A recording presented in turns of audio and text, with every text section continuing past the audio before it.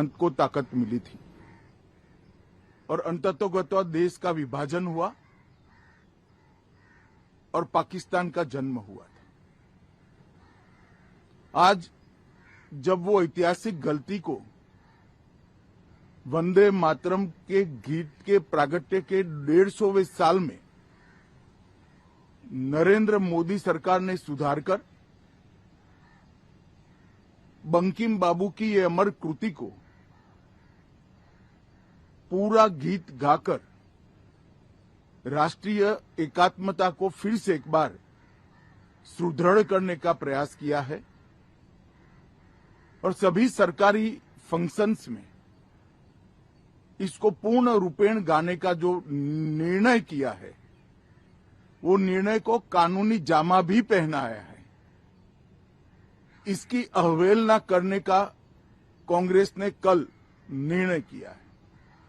कांग्रेस का ये निर्णय केवल और केवल इनकी घोर तुष्टीकरण की नीति की पुष्टि करता है। वोट बैंक के तुष्टीकरण के लिए उन्होंने स्वर्गीय बंकिम बाबू के इस अमर कृति का न केवल अपमान किया है, वो लाखों शहीदों का भी अपमान किया है जो वंदे मातरम का नारा लगाते लगाते देश की आजादी के लिए फांसी पर चढ़ गए, जिन्होंने कई साल जेल में काटे। आज कांग्रेस पार्टी 1937 का अपनी पार्टी का रिजोल्यूशन मान रही है और पार्लियामेंट के एक्ट को नकार रही है। मुझे तो बड़ा आश्चर्य है, श्री राहुल गांधी की नेतृत्व में कांग्रेस पार्टी फिर एक बार इस देश में तुष्टीकरण की राजनीति को पुरजोश तरीके से आगे बढ़ा रही है। मैं देश की जनता को अपील करना चाहता हूं कि एक बार इस देश ने गलती करी थी वंदे मातरम के 2 टुकड़े होने देने की, और एक गलती के गंभीर परिणाम हमने भुगते हैं।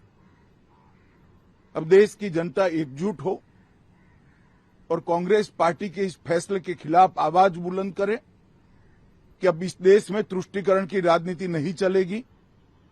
ये आजाद देश है। आजादी के 80 साल के बाद 1937 में जो फैसला कांग्रेस ने किया था, जिसको नरेंद्र मोदी जी ने सुधारा है, उसके सामने का कोई विरोध इस देश की जनता नहीं सहन करेगी।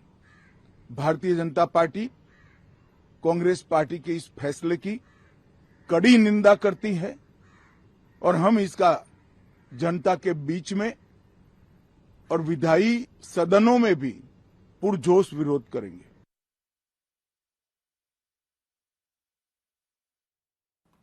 काँग्रेसने देशविरोधी निर्णय घेतला अशी टीका आता गृहमंत्री अमित शहा यांनी केली आहे। काँग्रेसने वंदे मातरमचे 2 तुकडे केलेत अशी टीका सुद्धा अमित शहा यांनी केली आहे। देशाचे गृहमंत्री अमित शहा यांनी काँग्रेसवरती टीका केली आहे। काँग्रेसने देशविरोधी निर्णय घेतला असं अमित शहांनी म्हटलं। लोकशाही मराठी ऐका, पहा, जागरूक रहा।